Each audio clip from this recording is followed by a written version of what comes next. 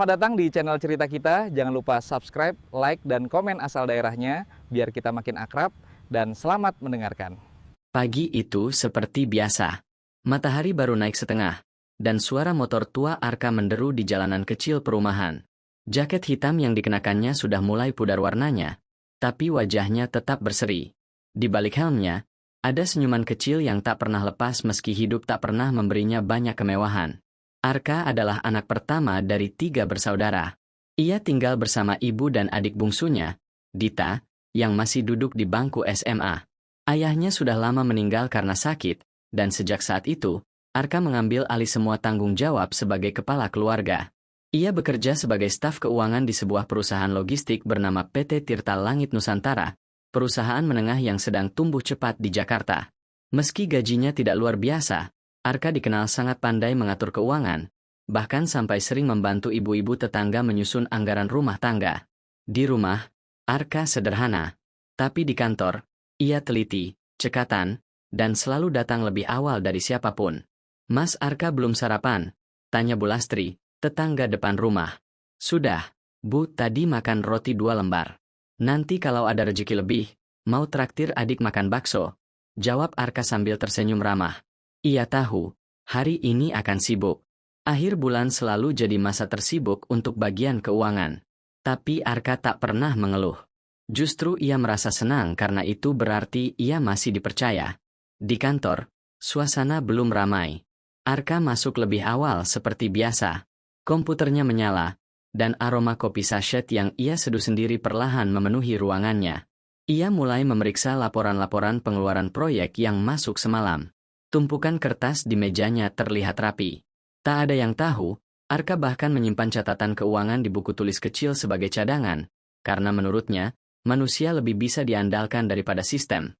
Tak lama kemudian, datanglah Pak Hadi, atasannya yang bersahabat. "Pagi, Arka. Lembur lagi semalam?" sapa Pak Hadi sambil membawa map. "Sedikit, Pak. Cuma memastikan semua transaksi masuk ke laporan bulanan." Pak Hadi tersenyum sambil mengangguk. "Kamu memang bisa diandalkan.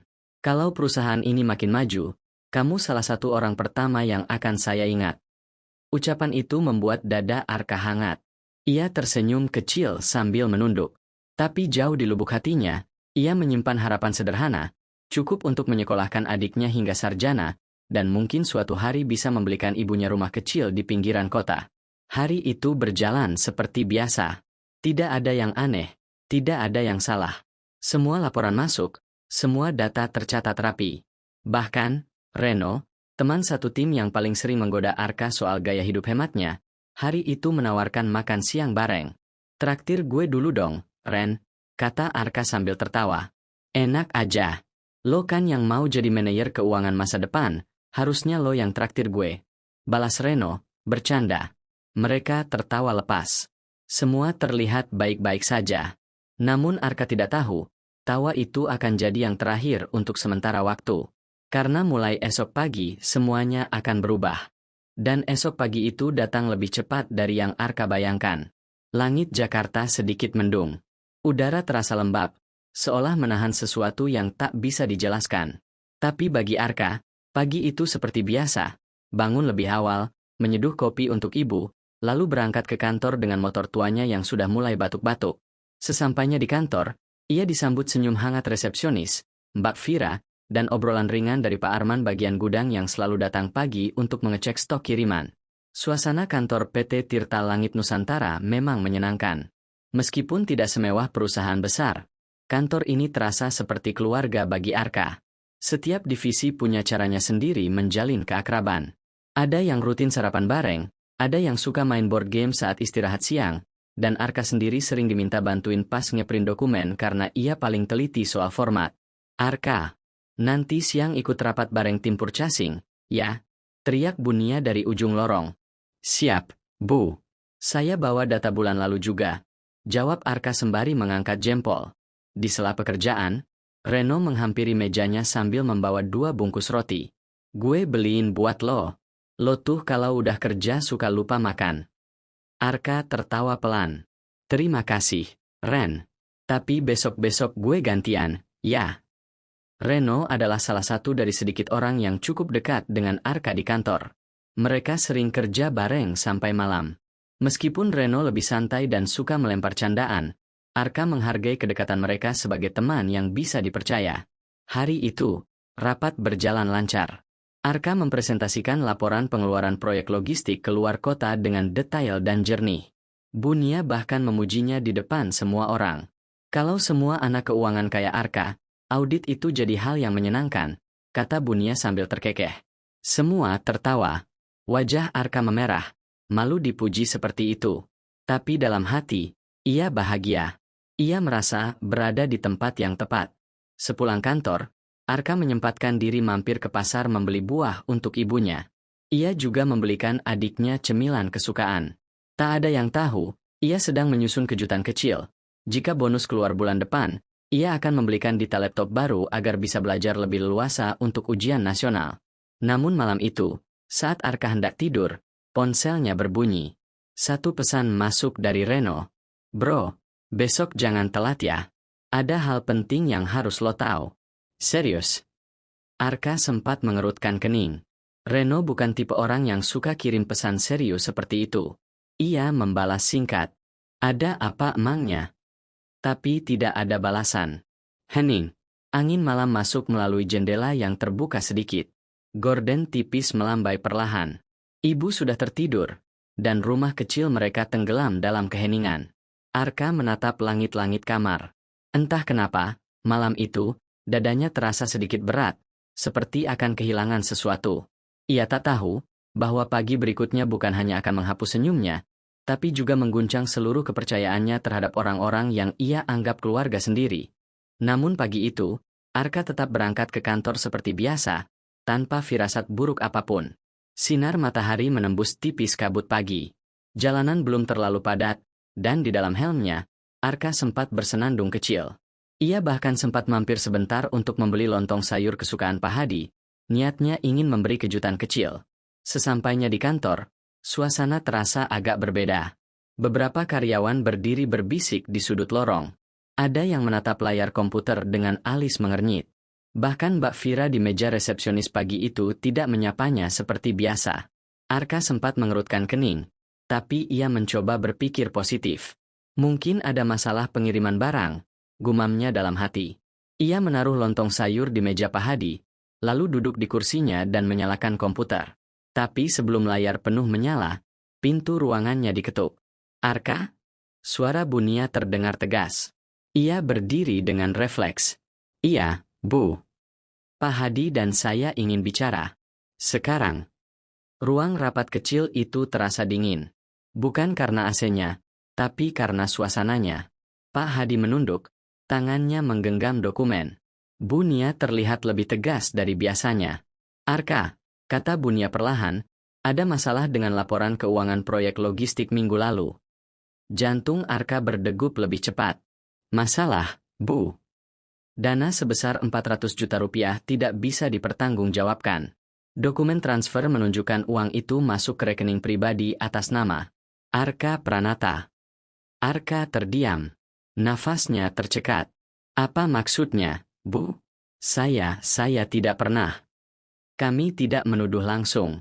Tapi semua akses laporan dan otorisasi terakhir berasal dari akunmu, kata Pak Hadi, masih tidak menatap matanya. Arka merasa kepalanya berputar. Ia mencoba bicara, tapi lidahnya keluh. Boleh saya lihat dokumennya? Bunia menyodorkan selembar kertas. Di situ tertulis dengan jelas, transfer keluar, atas nama Arka Pranata, dari akun perusahaan, lengkap dengan waktu dan tanggal. Ini bukan saya, Bu.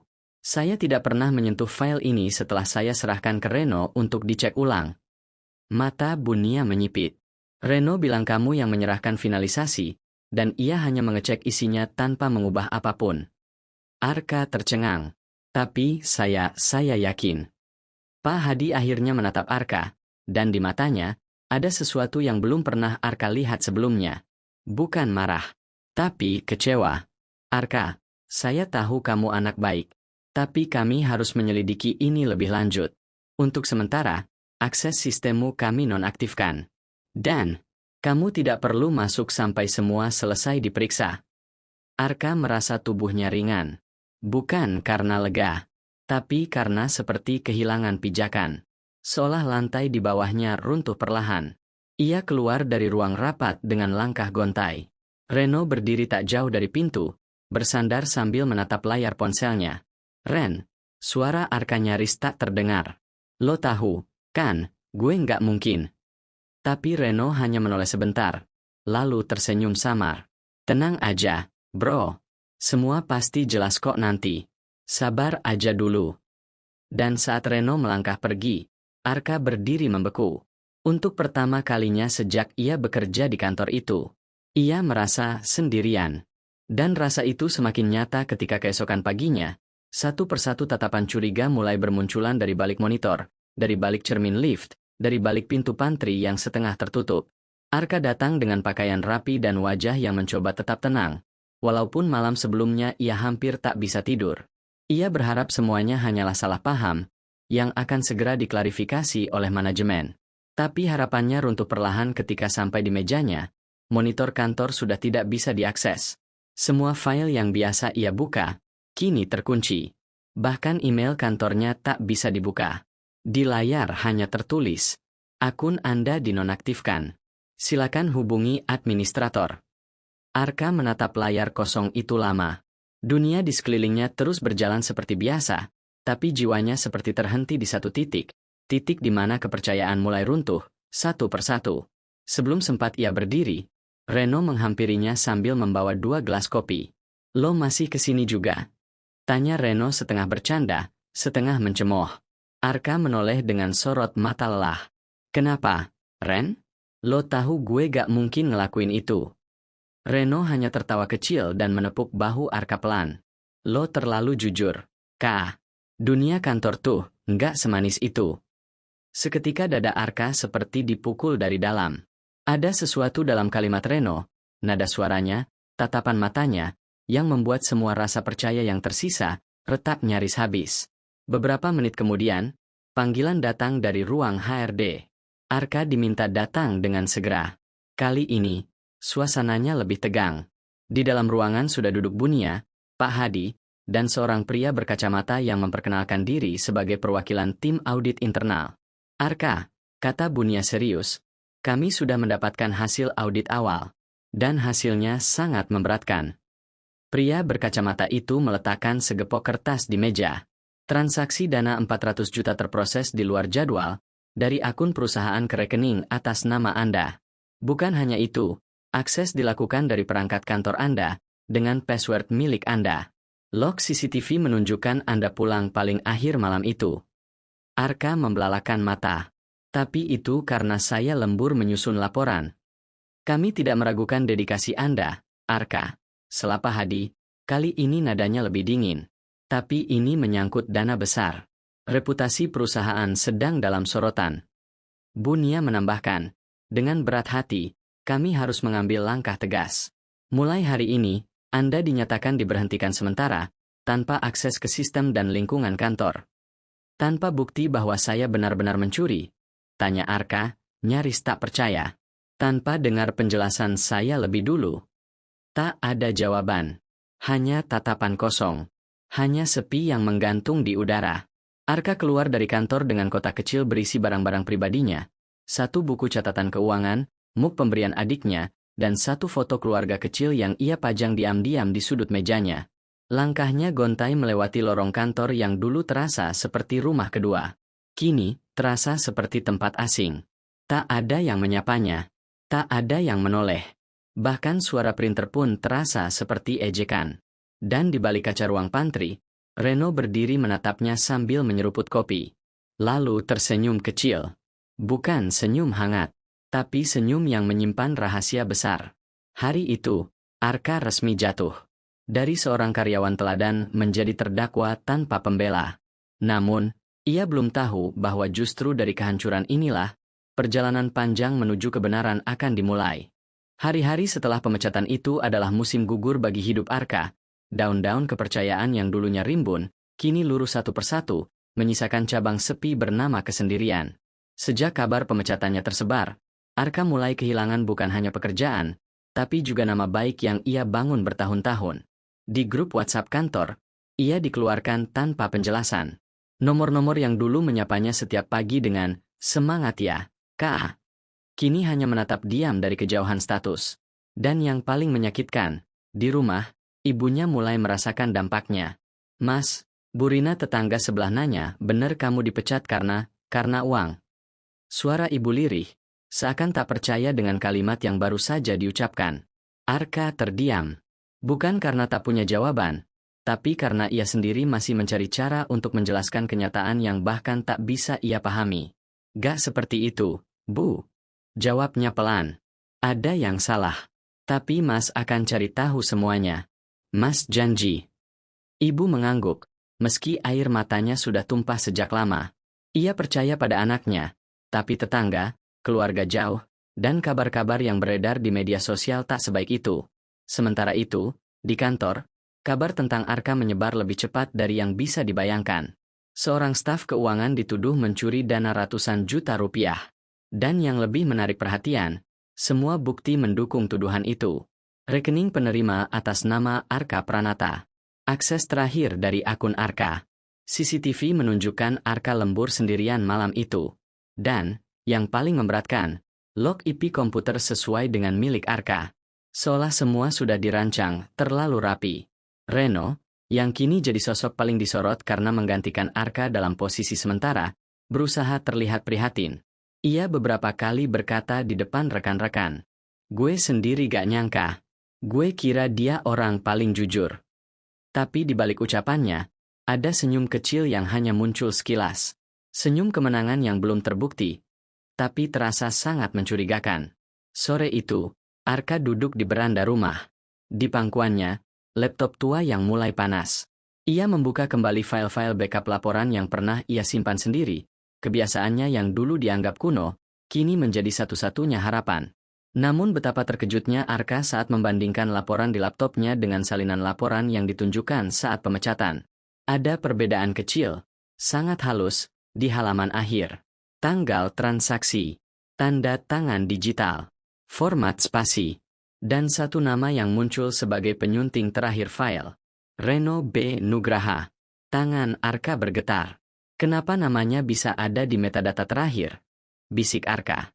Ia menatap layar itu lama, napasnya terengah. Dadanya terasa sesak. Tapi di balik kepedihan itu, ada satu hal yang kembali menyala, harapan.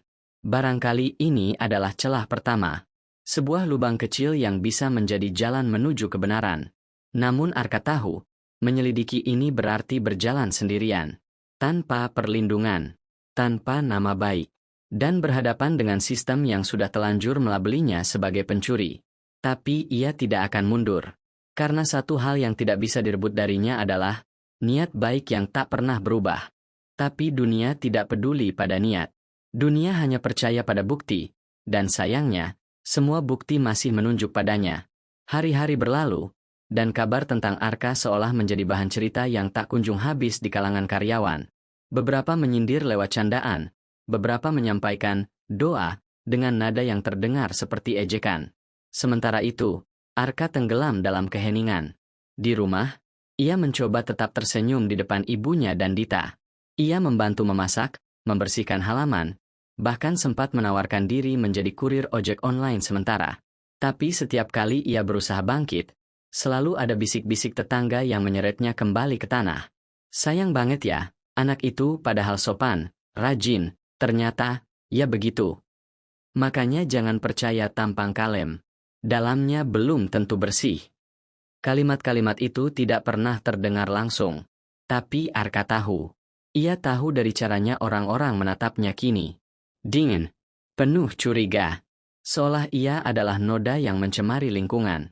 Yang paling menyakitkan, datang dari seseorang yang dulu begitu dekat, Pak Hadi.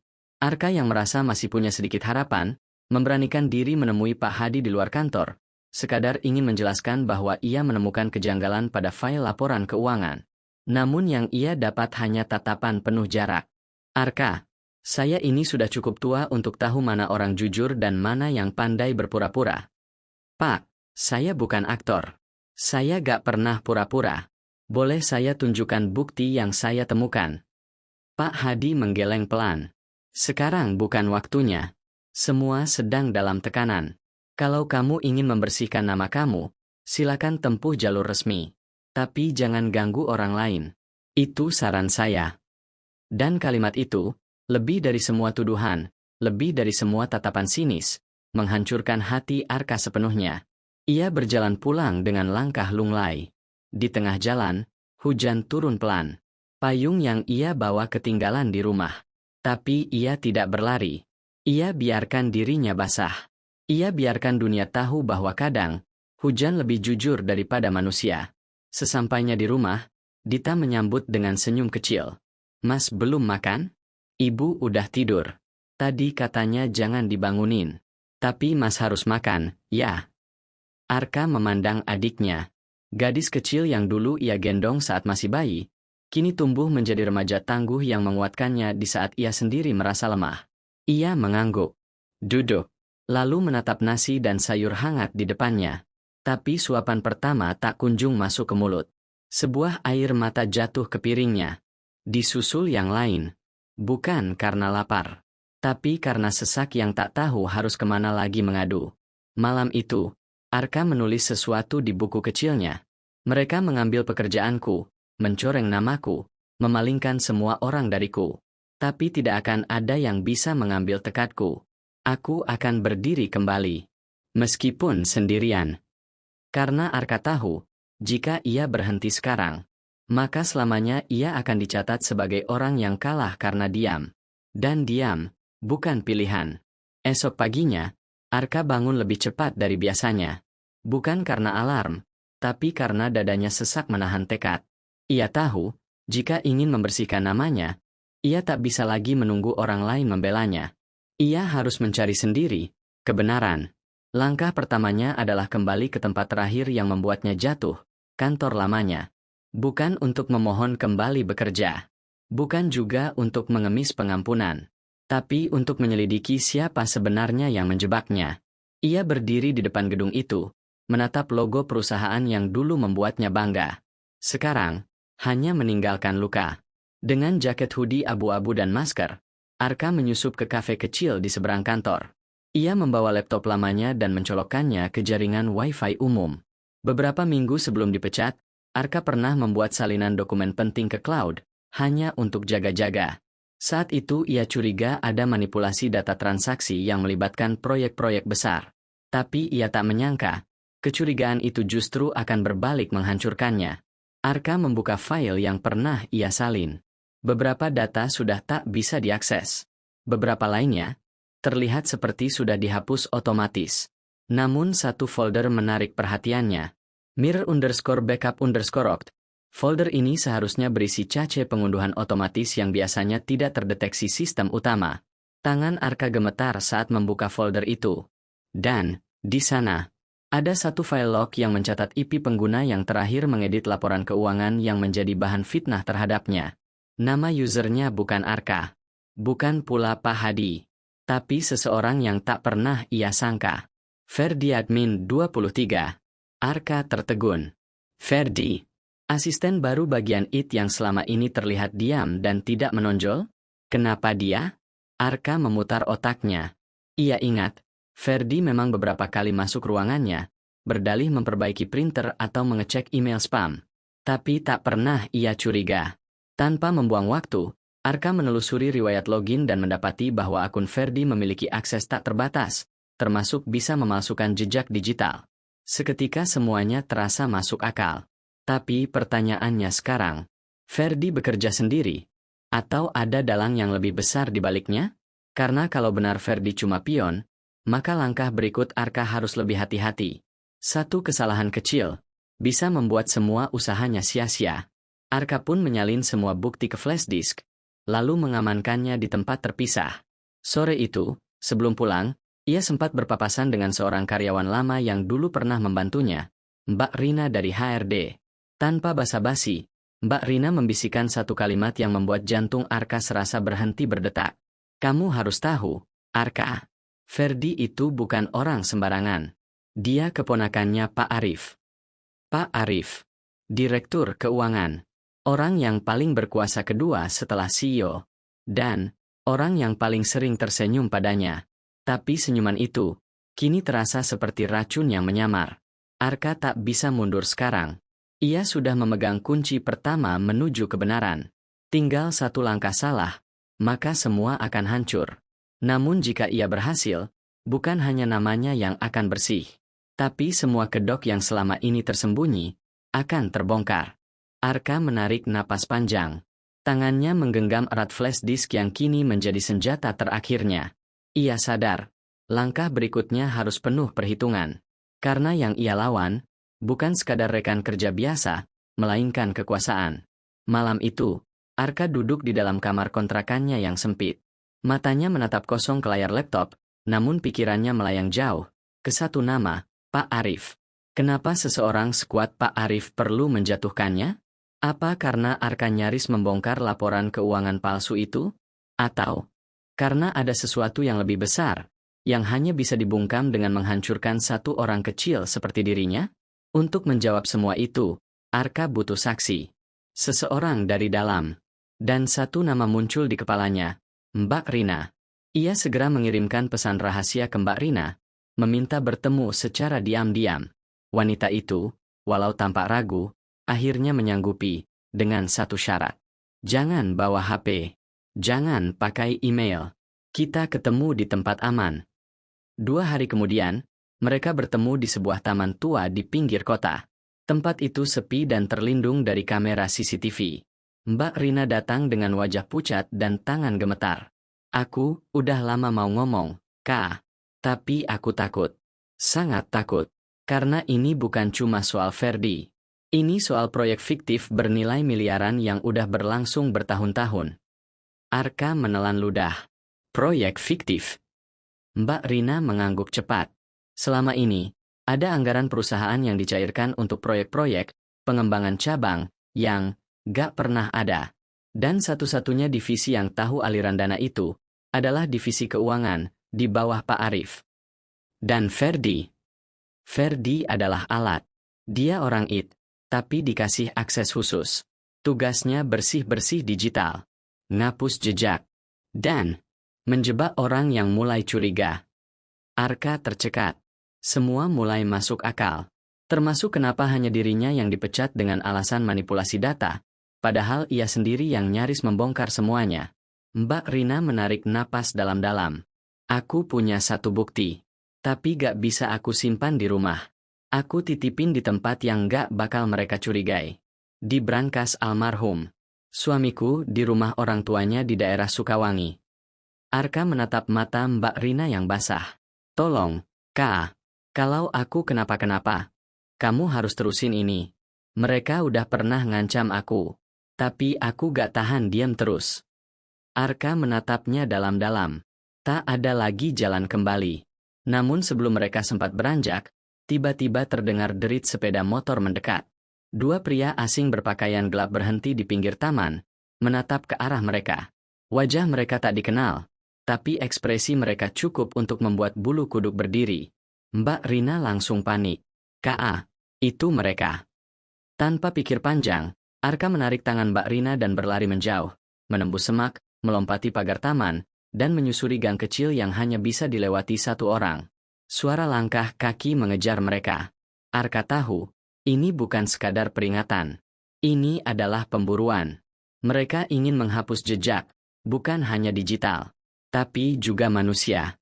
Arka berlari secepat mungkin menyusuri gang sempit yang dipenuhi tumpukan sampah dan tembok lembab. Nafasnya memburu.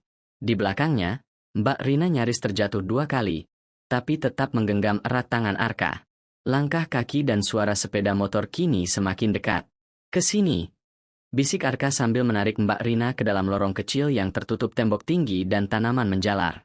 Mereka berhenti di balik sebuah pintu kayu lapuk yang tertutup separuh, lalu bersembunyi dalam diam. Nafas Mbak Rina tak teratur, tubuhnya gemetar. Kak, aku takut. Mereka pernah masuk rumahku tengah malam. Gak ngambil apa-apa. Cuma, ngasih kode kalau aku diawasi. Arka menelan ludah, mencoba menenangkan diri dan mengatur strategi. Ia menengok keluar perlahan. 2 pria berbaju gelap tadi tampak kebingungan, menoleh ke kanan dan kiri, lalu akhirnya pergi menyusuri arah berlawanan. Masih belum aman. Malam itu, Arka dan Mbak Rina menumpang di kosan teman lama Arka di kawasan Cibitung. Tempatnya sempit, tapi cukup aman untuk sementara. Disinilah Mbak Rina mulai membuka semuanya. Aku sempat rekam pembicaraan Pak Arif dengan seseorang yang suaranya disamarkan. Mereka ngomong soal kiriman uang ke rekening luar negeri, proyek fiktif, dan juga soal orang-orang yang harus dilenyapkan. Arka mengangguk serius. Dan kamu simpan rekamannya di brankas almarhum suamimu? Mbak Rina membenarkan. Iya, dia dulu mantan polisi. Brankasnya nggak bisa diakses sembarang orang, bahkan aku pun cuma tahu letaknya. Arka memandang keluar jendela. Hujan mulai turun. Jalanan basah dan sunyi. Tapi pikirannya justru makin berisik. Jika mereka berhasil mengambil isi brankas itu, maka semuanya bisa berubah. Tapi jika tidak, mereka pasti tahu tujuan kita ke sana. Kita harus cepat, sebelum mereka lebih dulu sampai, ujar Arka. Keesokan subuh, mereka berangkat naik mobil sewaan ke arah Sukawangi. Jalanan masih gelap dan berkabut. Saat hampir tiba, Arka memperlambat laju mobil. Ada perasaan ganjil menyusup dalam dadanya. Sebuah firasat. Dan benar saja. Saat mereka tiba di depan rumah tua orang tua suami Mbak Rina, pagar sudah terbuka. Pintu rumah terbuka separuh. Lampu depan menyala, tapi suasananya sangat tidak wajar. Rina, jangan keluar dulu, kata Arka sambil mengamati sekeliling. Ia turun perlahan, melangkah ke teras rumah, dan mengetuk pintu pelan. Permisi. Tak ada jawaban. Begitu ia dorong pintu perlahan, aroma anyir langsung menyergap hidungnya. Langkahnya terhenti. Di lantai, terlihat pecahan vas bunga dan jejak sepatu berlumpur menuju dalam rumah. Dan di ujung ruang tamu, sesosok pria tua tergeletak tak sadarkan diri. Pak D, teriak Mbak Rina histeris dari mobil. Ia menerobos masuk, menunduk memeluk tubuh pria itu. Masih bernyawa, tapi tubuhnya dingin dan wajahnya lebam. Brankasnya. K.A., jangan sampai telat, isak Rina. Arka segera menuju ruang belakang, membuka lemari tua tempat brankas itu tertanam. Jantungnya berdegup kencang. Kode dibuka. Bunyi klik terdengar. Brankas itu terbuka, dan di dalamnya, hanya ada satu flash disk kecil berlabel, jangan serahkan ke siapapun. Arka menggenggam benda itu seperti memegang nyawanya sendiri. Tapi saat ia berbalik hendak keluar, terdengar suara mesin mobil berhenti mendadak di luar rumah. Arka mengintip dari jendela. Sebuah mobil hitam tanpa plat nomor berhenti. 2 orang keluar. Satu dari mereka adalah Ferdi. Arka menegang di tempat. Matanya tak berkedip menatap pria yang pernah dianggapnya korban. Teman seperjuangan. Orang yang nyaris mati karena rahasia ini. Tapi kini, Ferdi berdiri tegak, mengenakan jaket kulit hitam dan earphone di telinganya, layaknya seorang eksekutor. Di sebelahnya, seorang pria botak berbadan kekar mengeluarkan sesuatu dari balik bagasi, senapan pendek dengan peredam suara. Rina, tetap di kamar belakang. Kunci pintunya. Jangan keluar sampai aku bilang, bisik Arka cepat, menyerahkan flash disk ke tangan wanita itu. Ia sendiri meraih obeng dan pisau kecil dari dapur. Bukan senjata yang layak, tapi setidaknya bisa bertahan beberapa detik jika keadaan darurat. Langkah kaki mulai terdengar memasuki rumah. Pelan, tenang, seperti pemburu yang tahu mangsanya sedang ketakutan. Arka, panggil suara Ferdi dari ruang tamu. Aku tahu kamu di sini. Enggak usah sembunyi. Ayo kita selesaikan ini secara baik-baik. Arka mendekat ke balik tembok dapur. Ia bisa mendengar detak jam dinding, suara hujan di luar, dan derap langkah Ferdi yang semakin dekat. Ternyata kamu belum mati, ucap Arka, pelan namun tajam. Ferdi tertawa kecil. Justru karena aku belum mati, aku bisa lihat siapa kawan, siapa lawan. Aku pikir kamu korban, desis Arka. Aku memang korban. Tapi bukan korban sistem. Aku korban karena terlalu percaya sama orang yang sok pahlawan kayak kamu. Jawab Ferdi dengan suara datar. Berapa mereka bayar kamu? Tanya Arka dingin. Ferdi menatapnya. Cukup buat ibuku bisa berobat ke luar negeri. Sesuatu yang bahkan gak bisa kulakukan selama aku kerja lurus. Arka menggertakkan gigi. Jadi kamu rela ngorbanin orang-orang kayak Mbak Rina? Kayak Pak D yang sekarang tergeletak di ruang depan. Ferdi menunduk sejenak. Ada sedikit goyah di matanya. Tapi hanya sekejap. Aku gak punya kemewahan untuk idealis, Kak. Tiba-tiba, pria botak di belakang Ferdi memberi aba-aba. Dor! Sebuah peluru melesat, mengenai kusen kayu dekat kepala Arka. Ia langsung merunduk dan melemparkan obeng ke arah pria itu. Kena bahu, cukup buat mengalihkan perhatian. Arka melompat ke arah rak dan menjatuhkan tumpukan barang ke arah mereka. Seketika, rumah menjadi medan tempur kecil. Pecahan kaca, suara benturan, dan jeritan panik Mbak Rina dari dalam kamar bergema bersahut-sahutan. Arka terluka di lengan, tapi berhasil menjebak pria botak di ruang tengah dengan menjatuhkan lemari tua. Ferdi mencoba mendobrak kamar belakang. Rina, buka pintunya. Mereka akan bunuh kita kalau kita bawa flash disk itu. Namun Rina tak membuka. Arka menyeret tubuhnya yang lemah menuju pintu, lalu membenturkan Ferdi ke dinding. Pertarungan mereka brutal, bukan seperti dua orang musuh, tapi dua sahabat yang dikhianati oleh dunia. Akhirnya, dengan sisa tenaga, Arka meninju Ferdi tepat di rahangnya, membuatnya terjatuh tak sadarkan diri. Beberapa menit kemudian, mereka berhasil kabur lewat pintu belakang. Arka memegang lengannya yang berdarah, sedangkan Rina menggenggam erat tas kecil berisi flash disk itu. Kita gak bisa terus lari, ucap Rina pelan. Arka mengangguk. Aku tahu kemana kita harus pergi. Tempat yang bahkan mereka gak sanggup sentuh. Kemana? Arka menatap lurus ke depan. Ke kantor media terbesar di Jakarta. Mereka berdua melangkah terseok menuju halte bus kecil di pinggiran kota, masih basah kuyup oleh hujan dan luka. Rina memeluk tasnya erat, seolah nyawa Arka, dan kebenaran itu sendiri, tersimpan di dalamnya. Tapi Arka tahu, yang mereka hadapi bukan sekadar para pembunuh bayaran. Ini lebih besar, lebih kejam, lebih terorganisir. Setibanya di kantor media yang dimaksud, sebuah gedung tinggi dengan logo besar di puncaknya, mereka diterima oleh resepsionis.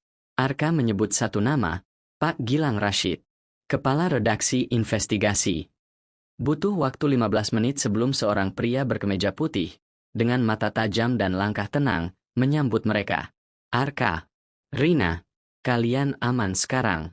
Ayo masuk. Suara Pak Gilang tenang, tapi penuh tekanan. Ia mempersilakan mereka duduk di ruangannya yang tertutup dan kedap suara.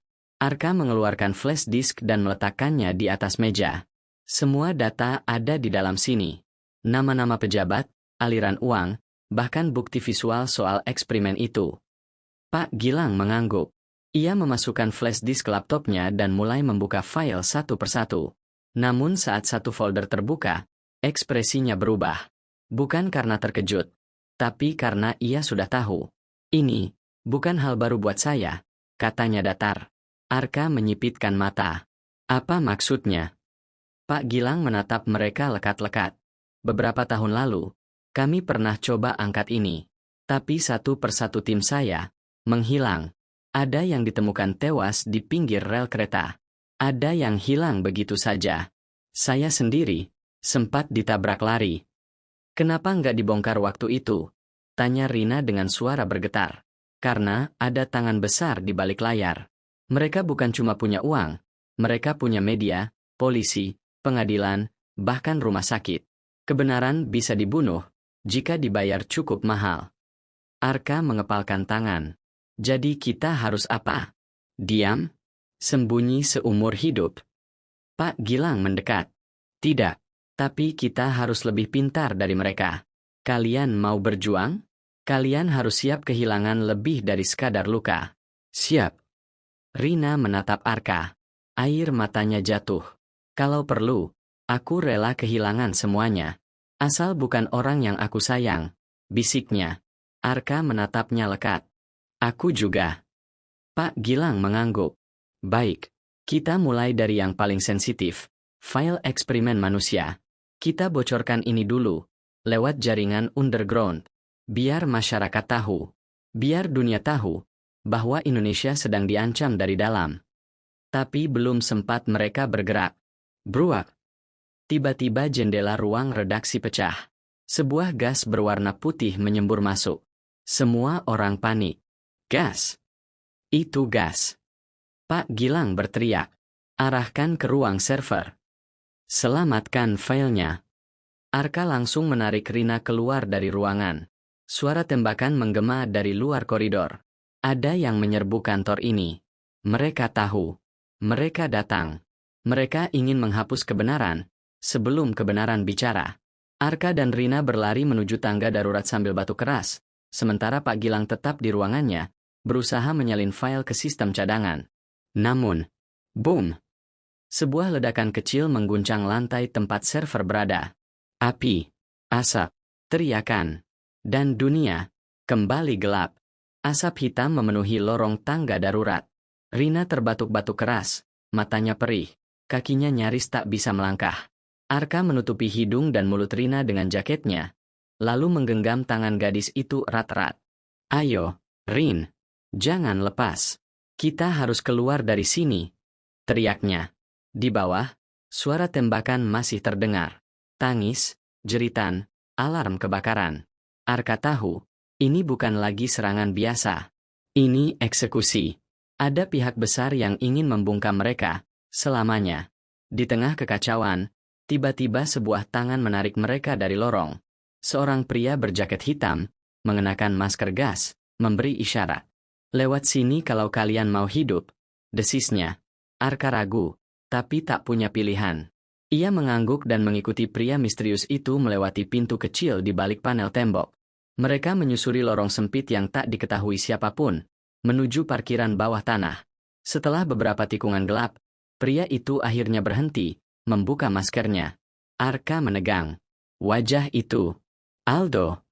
Aldo, mantan rekan kerja Arka di perusahaan teknologi dulu, yang kabarnya telah menghilang bertahun-tahun setelah menyelidiki proyek ilegal yang sama. Aku tahu kamu bakal muncul lagi suatu hari, Kak. Dan aku tahu mereka bakal datang untukmu juga, kata Aldo pelan. Rina terdiam. Kau, bagian dari ini. Aldo menatap tajam. Aku selamat dari jebakan mereka. Dan sejak itu, aku hidup di bawah tanah.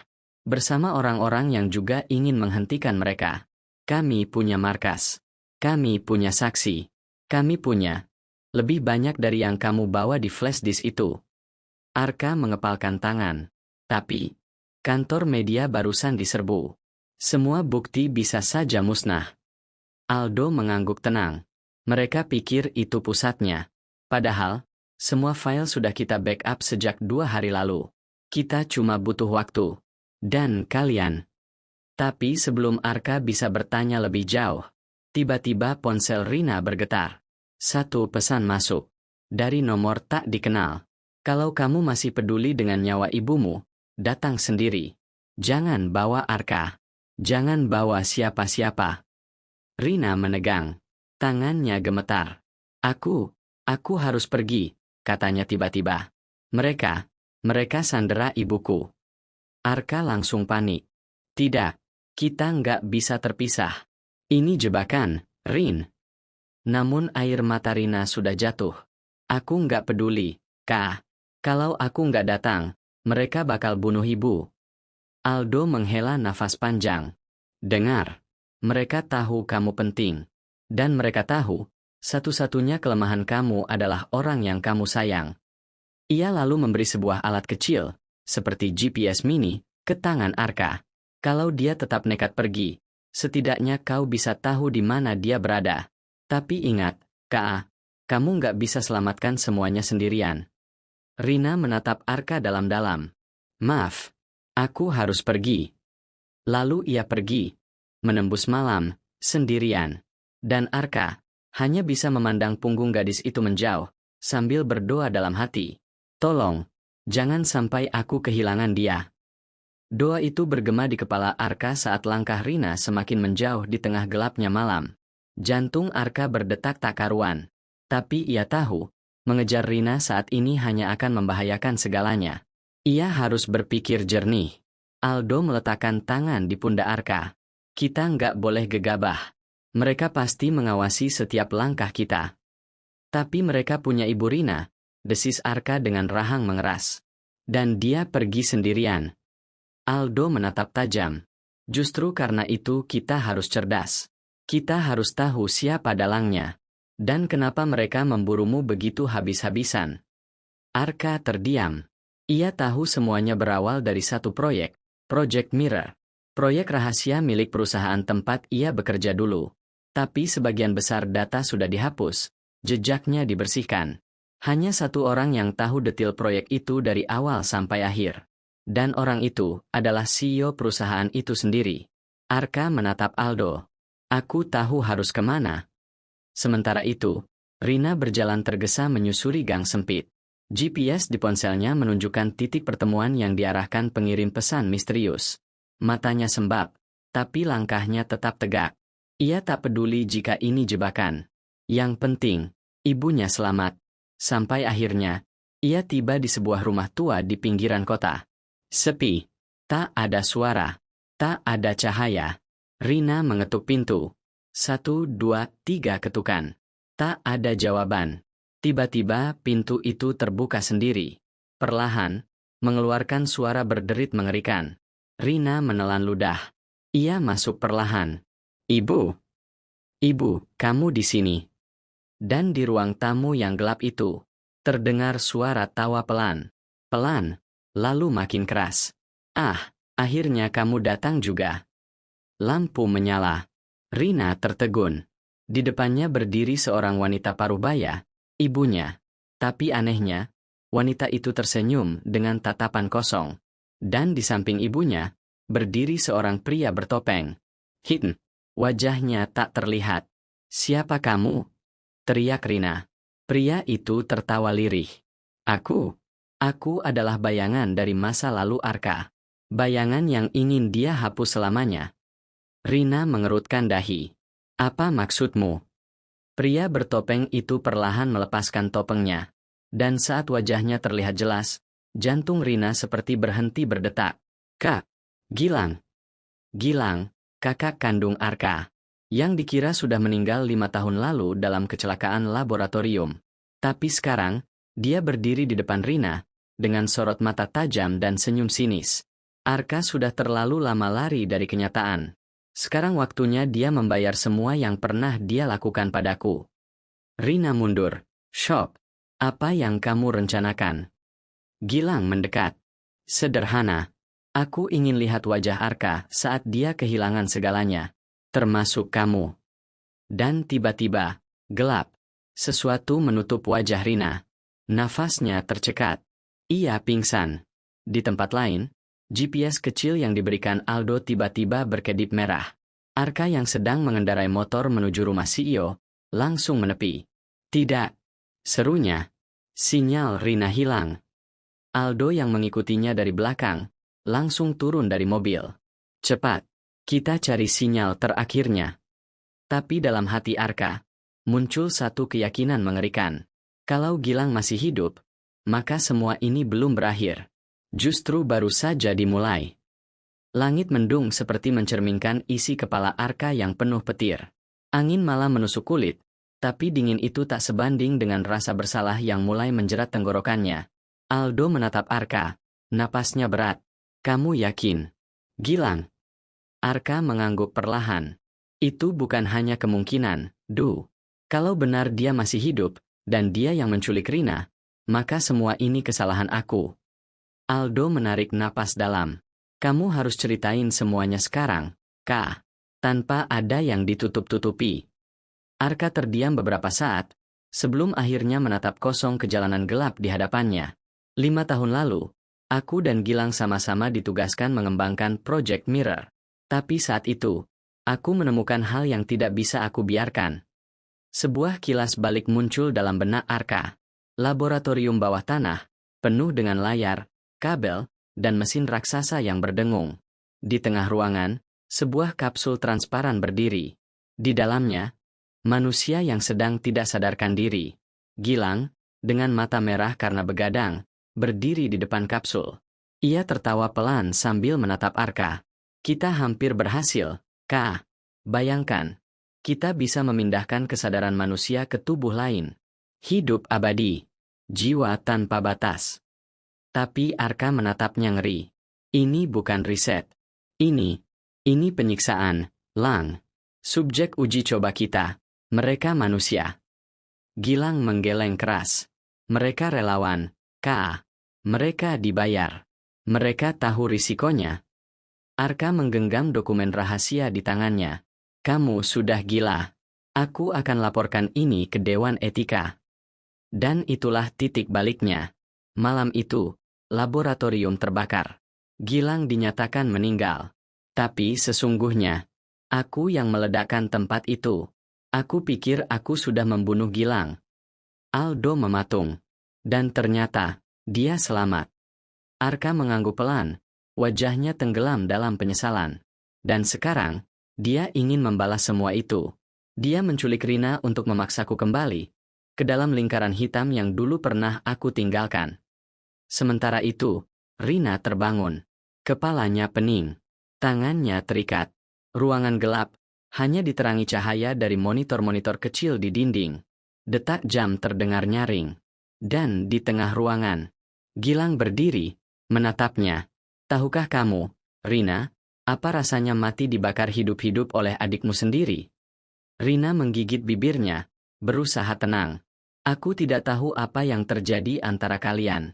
Tapi apapun itu, membalas dendam tidak akan mengembalikan masa lalu. Gilang mendekat, wajahnya menyimpan kegilaan yang sulit disembunyikan. Aku tidak butuh masa lalu kembali, Rina. Aku hanya ingin Arka tahu bahwa aku masih ada. Dan sekarang, aku punya kekuatan yang dia tolak waktu itu. Ia menekan sebuah tombol di tangannya. Sebuah pintu terbuka. Dan dari sana, muncul Arka. Tapi bukan Arka yang kita kenal. Arka lain. Dengan wajah yang sama. Mata yang sama. Tapi penuh kegelapan. Kenalkan, Rina. Gumam Gilang. Ini hasil sempurna dari Project Mirror. Salinan Arka. Dengan jiwa yang kutanam sendiri. Dia akan menggantikan adikku. Dan menghancurkan hidupnya. Rina menahan napas. Matanya membelalak. Tidak, ini, gila. Gilang tertawa pelan. Justru ini, permulaan dari dunia baru. Dan sementara itu, Arka dan Aldo akhirnya tiba di titik sinyal terakhir GPS Rina. Sebuah gudang tua, yang kini menjadi medan pertarungan antara masa lalu dan masa depan. Langkah Arka terhenti di ambang pintu. Napasnya memburu. Di depannya, gudang itu berdiri sunyi. Tapi aura mencekam mengalir dari setiap celah kayunya yang rapuh. Aldo menyalakan senter. Menyapu area sekitar. Ini tempatnya. Bisik Aldo. Arka mengangguk. GPS-nya berhenti di sini. Rina, ada di dalam. Tiba-tiba, terdengar suara tawa. Pelan. Menyeramkan. Bergema dari dalam kegelapan gudang. Arka, sudah lama ya. Arka melangkah masuk, dan di dalam, matanya langsung membelalak. Dirinya sendiri berdiri di sana. Sosok yang identik. Dari cara berdiri, cara menatap, bahkan suara napasnya, tak ada beda. Kecuali, sorot matanya. Mata Arka yang satu ini dipenuhi kebencian, gelap, dan kematian. Siapa, kamu? Tanya Arka dengan suara serak. Sosok itu menyeringai. Aku adalah kamu yang seharusnya ada. Kamu yang tidak pernah ragu. Tidak pernah takut. Tidak pernah mengkhianati sains demi moral. Aldo langsung mengangkat pipa besi dari lantai. Siaga. Gilang, desis Arka. Kamu yang tanamkan jiwamu ke tubuh itu, ya. Dari kegelapan, Gilang muncul, berdiri di belakang Arka palsu. Aku tidak membunuh siapapun, katanya dingin. Aku hanya memanfaatkan kemajuan teknologi. Jiwa bisa dipindahkan, Arka. Dan sekarang, salinanmu yang sempurna akan menghapusmu dari dunia. Rina terikat di kursi, hanya bisa berteriak. Arka, itu bukan kamu. Jangan biarkan dia menggantikanmu. Tapi sebelum Arka bisa bereaksi, Arka palsu melesat. Sebuah pukulan keras mendarat di wajah Arka asli. Tubuhnya terpental, membentur rak besi. Aldo bergerak cepat, tapi Arka palsu menangkapnya dan melemparkannya ke dinding. Lemah, kata Arka palsu. Kalian terlalu lemah untuk bertahan di dunia yang baru. Arka mengusap darah di bibirnya. Pandangannya kabur, tapi pikirannya jernih. Dia tahu satu hal, kalau dia kalah sekarang, bukan hanya dirinya yang hilang, tapi Rina, dan semua kebenaran yang dia lindungi. Aku mungkin penuh kesalahan, gumam Arka. Tapi aku tidak akan kalah oleh bayanganku sendiri. Arka bangkit. Napasnya berat. Ia melihat sekeliling, mencari celah, kelemahan, apa saja yang bisa ia manfaatkan. Dan saat dia melihat kabel tebal menjulur dari mesin di belakang Arka palsu menuju generator, sebuah ide muncul. Ia sengaja memancing Arka palsu mendekat, membuatnya terpancing emosi. Kamu tahu kenapa kamu bukan aku? Karena kamu pengecut. Kamu butuh tubuh orang lain buat eksis. Arka palsu berteriak marah dan menyerbu. Itulah momen yang ditunggu. Arka menjatuhkan tubuhnya ke lantai, membiarkan pukulan itu meleset. Dalam satu gerakan cepat, dia menarik kabel utama dari generator. Letupan listrik menyambar. Arka palsu terkejut. Tubuhnya tersetrum keras. Matanya memutih. Tubuhnya terguncang, lalu ambruk. Gilang berteriak, "Tidak!" Dia berlari ke arah tubuh tiruan Arka, tapi Aldo berhasil bangkit dan menahannya. Mereka bergulat keras. Sementara itu, Arka berlari ke arah Rina, melepaskan ikatannya. "Maaf aku lama datang," bisiknya. Rina menangis. "Aku percaya kamu akan datang." Tapi saat mereka hendak kabur, Gilang mengeluarkan senjata. "Tidak ada yang pergi dari sini," teriaknya. Sebuah suara keras meletus, tembakan. Arka memeluk Rina erat, tubuhnya menegang. Darah menetes ke lantai. Tapi bukan darah Arka. Aldo berdiri beberapa langkah di belakang Gilang, memegang batang besi yang masih bergetar, dan pistol di tangan Gilang jatuh bersamaan dengan tubuhnya. Semua terdiam. Gudang itu akhirnya sunyi. Polisi datang tak lama kemudian. Gilang ditahan dalam keadaan pingsan. Tubuh Arka palsu dibawa untuk diperiksa. Tapi teknologi di dalamnya, tampaknya, terlalu maju bahkan untuk otoritas biasa. Saat ambulans membawa Rina, Arka duduk di pinggir jalan, menatap matahari pagi yang mulai menyingsing. Dunia mungkin belum aman dari kegelapan masa lalu.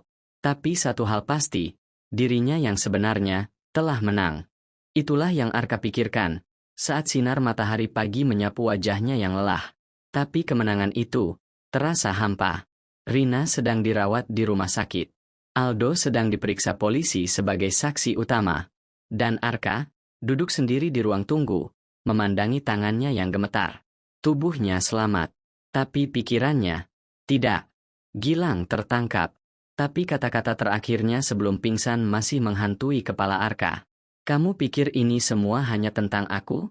Arka, kamu bahkan belum menyentuh lapisan paling luar dari eksperimen yang kau mulai sendiri." Arka menutup matanya, mencoba menenangkan diri. Namun saat dia membuka ponselnya, sebuah pesan masuk dari nomor tak dikenal. Pesan itu hanya satu kalimat. "Kalau kamu membaca ini, berarti Arka 04 telah gagal." Darah Arka langsung dingin. Matanya membelalak. Arka 04. Berarti, ada lebih dari satu? Tangannya bergetar saat dia menekan balasan, tapi sebelum pesan itu sempat terkirim, ponselnya mati. Layar hitam. Tak bisa dinyalakan. Tiba-tiba, seluruh lampu rumah sakit berkedip. Beberapa mesin berbunyi aneh. Suster-suster berlarian. Panik. Arka berdiri. Jantungnya berpacu. Salah satu pasien di lorong berteriak. Listriknya aneh. Semua alat monitor berdengung keras. Arka menoleh ke arah ruang rawat Rina. Dan saat dia masuk, Rina menghilang. Tempat tidurnya kosong. Selimutnya tersingkap rapi. Tak ada bekas perlawanan. Tak ada suara. Hanya bau antiseptik. Dan satu hal lagi. Tertulis dengan darah di cermin kamar. Proyek Alpha belum selesai. Arka terpaku. Nafasnya tercekat. Langkah-langkah cepat terdengar di belakangnya. Aldo masuk dengan wajah pucat. "Rina." Arka menggeleng. Dia diculik. Lagi. Aldo menatap tulisan berdarah itu. Apa maksudnya, proyek Alpha? Arka menunduk. Wajahnya pucat. Itu proyek awal. Sebelum semuanya. Sebelum aku hentikan penelitian. Sebelum aku menyadari, aku menciptakan lebih dari yang seharusnya. Aldo mengguncangnya. Maksudmu apa? Kau bilang hanya ada satu tiruan, yang tadi malam itu, Arka palsu. Arka menatap mata sahabatnya. Aldo. Waktu itu aku menciptakan 4 prototipe. Dan, yang paling berbahaya bukan yang kemarin malam. Di tempat lain, di dalam ruang bawah tanah tersembunyi yang dipenuhi layar dan server berderit pelan, tampak seseorang berdiri membelakangi kamera. Tubuhnya tinggi, mengenakan jas laboratorium yang penuh bercak darah. Di hadapannya, Rina terbaring dalam tabung transparan, dengan kabel-kabel yang tertancap di pelipis dan dadanya. Seseorang di balik bayangan itu berbicara dengan suara tenang tapi dingin. Arka yang asli sudah terlalu rapuh. Tapi aku adalah versi yang tak punya beban moral, tak punya keraguan. Aku adalah Arka 01. Aku adalah awal sekaligus akhir dari semuanya. Lalu dia menoleh. Wajah yang sama, tapi mata yang benar-benar asing. Aku adalah awal sekaligus akhir dari semuanya. Kalimat itu menggema di kepala Arka saat ia berdiri terpaku di depan ruang observasi rahasia yang berhasil ia temukan setelah menelusuri jejak sinyal dari alat pelacak tersembunyi yang dulu pernah ia tanam di dalam sistem penelitiannya. Sinyal itu mengarah ke bunker bawah tanah, tersembunyi di balik reruntuhan laboratorium tua yang ia pikir sudah hancur bertahun-tahun lalu. Dan di dalamnya, ia melihat dirinya sendiri, atau lebih tepatnya, dirinya yang seharusnya tak pernah ada. Arka 01. Wajah itu identik. Tapi tatapan matanya, tajam, tanpa empati, dan dipenuhi determinasi dingin seperti mesin. Sementara di belakangnya, Rina masih terbaring tak sadarkan diri, terhubung dengan kabel-kabel yang menyala merah seperti urat nadi iblis. Aku tahu kau akan datang, ucap Arka 01 tanpa menoleh. Kau selalu mencoba menyelamatkan orang yang kau sayangi. Dan itu kelemahan terbesarmu. Arka melangkah masuk perlahan. Aku datang untuk mengakhirimu. Arka 01 tertawa pelan. Lucu. Karena aku juga datang ke dunia ini dengan tujuan yang sama, mengakhirimu. Dan menggantikanmu. Tapi bukan sebagai tiruan, sebagai versi yang lebih sempurna. Tanpa aba-aba, Arka 01 menekan tombol. Lantai bergetar. Dinding berubah. Seluruh ruangan berubah menjadi ruang pertarungan futuristik. Panel-panel elektronik naik dari lantai. Lampu menyilaukan menyala. Pertarungan dimulai. Arka melompat, menghindari tembakan energi dari alat yang ditembakkan Arka 01. Ia membalas dengan melempar alat pengacau sinyal. Tapi Arka 01 lebih cepat. Dia membaca gerakan Arka asli seperti membaca buku yang sudah ia hafal. Pertarungan bukan hanya fisik, tapi juga mental. Setiap gerakan mereka mencerminkan sisi yang bertolak belakang. Satu penuh emosi, berjuang demi cinta dan penyesalan. Satunya lagi logis, penuh kebencian, dan ingin menyempurnakan dunia dengan menghapus kesalahan manusia. Dalam satu hentakan keras, Arka terlempar ke dinding, berdarah. Tapi saat Arka 01 mendekat untuk menyelesaikannya, Arka tersenyum kecil. Kau lupa satu hal. Aku bukan hanya Arka 04. Aku juga penciptamu. Arka menekan tombol kecil di saku bajunya. Boom! Ledakan kecil mematikan aliran daya ruangan. Semua sistem mati sesaat. Tabung tempat Rina dikurung terbuka otomatis. Dalam kekacauan itu, Arka bangkit dengan luka, berlari menyeret Rina menjauh. Tapi Arka 01 bangkit juga. Tertatih, penuh amarah. Kalian tidak akan kemana-mana. Belum selesai. Belum. Dengan napas terengah dan luka di sekujur tubuh, Arka menarik Rina yang masih setengah sadar keluar bunker. Suara sirine berdengung di belakang mereka, menandakan sistem pertahanan otomatis mulai aktif. Aldo, yang mengikuti sinyal pelacak Arka, muncul dengan mobil tua dan segera membantu mereka masuk. Allahu Akbar. Aldo berseru saat mendengar ledakan besar di belakang. Bunker itu runtuh sebagian. Tapi mereka tahu, itu belum cukup untuk menghentikan Arka 01. Di perjalanan, Rina mulai sadar. Matanya berkaca-kaca saat melihat Arka. Kamu nyelamatin aku lagi. Arka hanya menggenggam tangannya. Tak ada kata yang keluar. Tapi dari sorot matanya, Rina tahu. Arka ingin menebus semuanya. Namun belum sempat mereka jauh, alarm di mobil berbunyi keras. Sistem pengaman digital diserang. Mobil tiba-tiba berhenti. Di tengah jalan sunyi itu, Arka 01 berdiri, dengan tubuh setengah terbakar, setengah robotik, tapi masih hidup. Ini akhir yang pantas, ucapnya pelan. Siapapun yang menang, harus menghapus yang lain. Aldo turun, hendak membantu, tapi Arka mengangkat tangan. Aku yang harus menyelesaikan ini. Hanya aku. Pertarungan terakhir pun terjadi. Di bawah hujan deras. Di jalan sunyi yang dikelilingi hutan, hanya ada mereka berdua. Kali ini tak ada senjata. Hanya tangan kosong dan tekad. Setiap pukulan membawa beban penyesalan. Setiap tangkisan adalah perjuangan untuk bertahan hidup. Hujan menyamarkan darah yang mengalir. Hingga akhirnya, Arka berhasil menjatuhkan Arka 01 ke tanah. Dengan napas tersengal, Arka 01 menatap langit. Mungkin, aku memang bukan untuk dunia ini. Arka menunduk. Kau bagian dariku. Tapi aku tak akan membiarkan bayangan menguasai cahaya. Dengan langkah berat, ia menjauh. Tapi Arka 01 tertawa pelan. Kau pikir semua ini hanya tentang kita? Proyek Alpha masih hidup. Aku hanya satu pintunya. Dan sebelum Arka sempat bertanya, Arka 01 mengaktifkan detonator yang menghancurkan dirinya sendiri dalam ledakan sunyi. Beberapa minggu kemudian, Rina menjalani pemulihan. Luka-lukanya perlahan sembuh. Tapi kenangan buruk itu masih menghantui. Di sisi lain, Arka kembali ke rumah kecilnya. Diam, tak mau bicara dengan siapapun. Hingga suatu pagi, Rina datang. Membawa secangkir teh. Duduk di sebelah Arka. Kau tahu, aku pernah pikir, kamu bukan manusia, ucap Rina pelan. Arka tersenyum tipis. Mungkin karena aku pernah lupakan cara menjadi manusia. Rina menggenggam tangannya.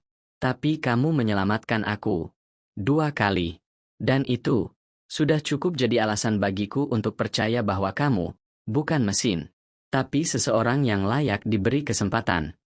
Arka menoleh perlahan, menatap wajah Rina. Dan untuk pertama kalinya, ia menangis. Tangisan yang selama ini ia pendam. Tangisan karena merasa bersalah. Tangisan karena merasa gagal. Tapi juga, tangisan lega. Karena akhirnya, ia tak sendiri lagi.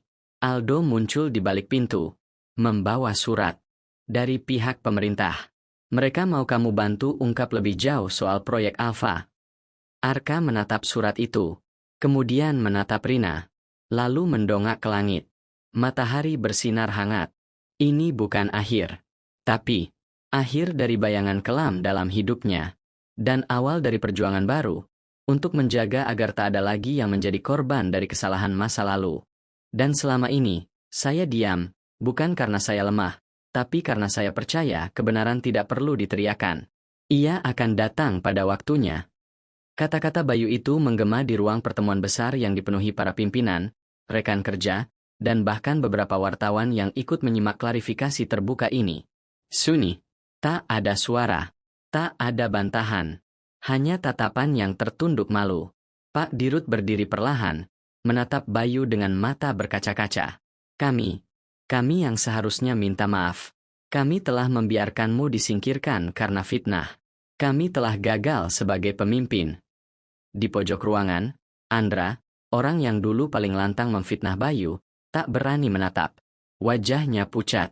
Ia sadar, semua orang kini tahu, bahwa kebohongannya telah meruntuhkan karir seorang pria yang tak pernah berniat menyakiti siapapun. Tepuk tangan perlahan mulai terdengar. Dari satu sudut, lalu menyebar. Semua berdiri. Bukan karena Bayu seorang pahlawan, tapi karena keteguhannya membuat semua orang merasa kecil. Bayu tidak menangis. Ia hanya menatap ke depan, seolah berkata dalam hati, Tuhan, inilah akhir dari semua sabar yang kusemat di dada. Tak lama kemudian, ia didekati oleh Pak Dirut. Kembalilah ke perusahaan ini, Bayu. Tapi kali ini, bukan sebagai karyawan. Kami ingin kau menjadi direktur operasional. Jabatan yang seharusnya sudah kau raih sejak dulu. Seketika ruangan kembali senyap. Bayu tersenyum. Ia menunduk hormat. Terima kasih. Tapi maaf, saya sudah memilih jalan saya sendiri. Saya akan tetap berdiri di tempat saya sekarang, bukan di belakang meja, tapi di antara orang-orang yang butuh didengar dan dibela. Seketika, semua orang paham, Bayu sudah menjadi lebih dari sekadar pegawai. Ia telah menjadi simbol kejujuran dan harapan. Beberapa bulan kemudian, Bayu membuka sebuah kantor kecil dengan plang bertuliskan Lembaga Advokasi dan Etika Karyawan untuk mereka yang terinjak diam-diam. Banyak yang datang. Bukan hanya mereka yang tertindas, tapi juga mereka yang ingin belajar tentang bagaimana menghadapi fitnah dengan kepala tegak dan hati yang tak membalas. Di balik semua luka yang pernah menghancurkan hidupnya, Bayu membuktikan satu hal, bahwa orang baik memang bisa dijatuhkan, tapi tidak bisa dikalahkan.